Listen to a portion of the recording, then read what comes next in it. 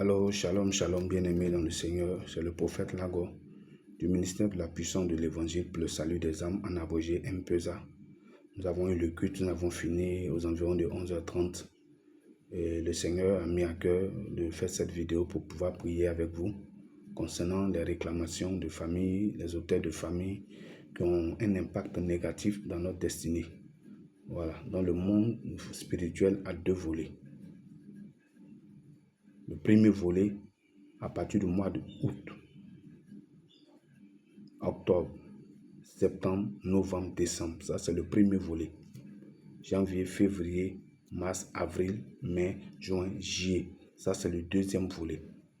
Et ces volets-là sont très importants pour l'ennemi.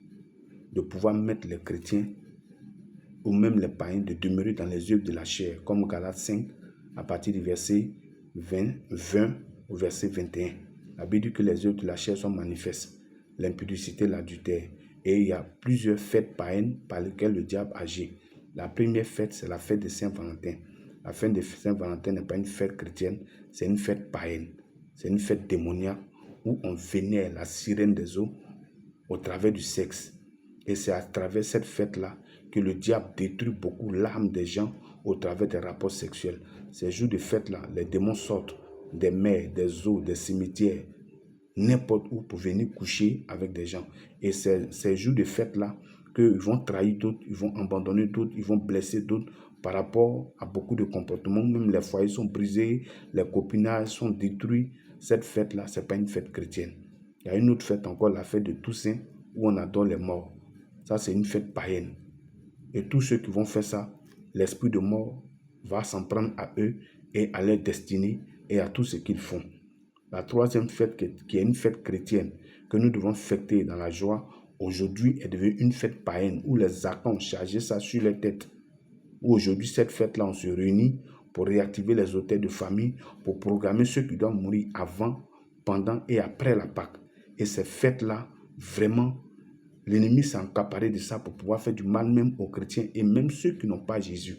Donc c'est à ces fêtes-là que vont renouer les alliances avec les eaux, les forêts sacrées, les bois sacrés. D'autres même adorent l'esprit de mort, d'autres même adorent des génies, où ces personnes-là vraiment font des alliances, des pactes, où d'autres sont dans la fête en train de se réjouir, où c'est là même qu'il y aura l'insecte, où il y aura beaucoup de choses. Donc c'est ces fêtes-là que le diable utilise aujourd'hui pour pouvoir avoir accès à la vie des gens. Donc voici les deux volets. Donc tu vas faire d'abord un recensement des autels de ta famille. Qu'est-ce qu'on adore dans ta famille? Une identification de ces esprits-là. Et quand l'identification sera faite, ça c'est la première partie. Dans la deuxième partie, nous allons faire la rénonciation en général, et tu vas répéter après moi. C'est en fonction de ça que le Saint-Esprit va agir dans ta vie et en fonction de l'identification des auteurs de ta famille sur la base du passage de Juges, chapitre 6, à partir du verset 25, où Dieu a dit à Gédéon de prendre un jeune taureau et de renverser l'autel de Baal qui appartient à son père et de bâtir un puits sacré familial. Donc, ces choses-là agissent dans nos familles et détruisent nos vies et notre destinée. Dans la deuxième partie, nous allons faire les rénonciations, les proclamations.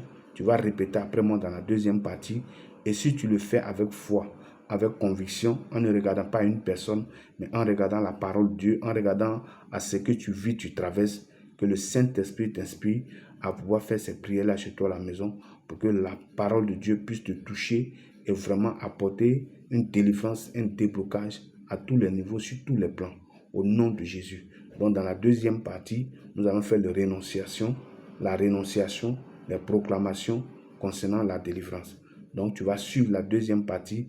C'est dans cette deuxième partie-là que nous allons commencer à prier, à renoncer aux différents autels de nos familles et le Seigneur agira au nom de Jésus.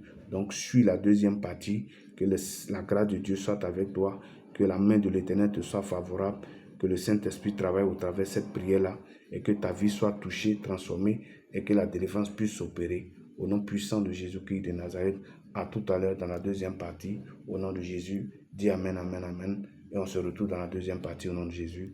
Amen.